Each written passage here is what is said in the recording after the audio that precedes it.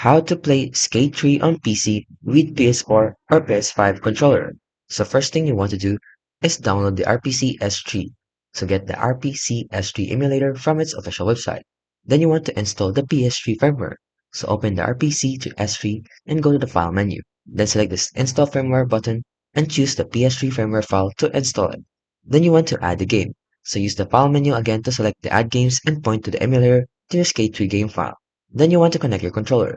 So just plug in your PS4 or PS5 controller to your PC using a USB cable. Then you want to configure the controller in the RPC S3.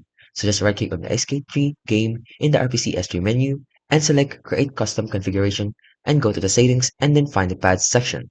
Then from there, select your DualShock controller. Then map the buttons on your controller to the PS3 inputs within the emulator. Then lastly is you want to launch the game.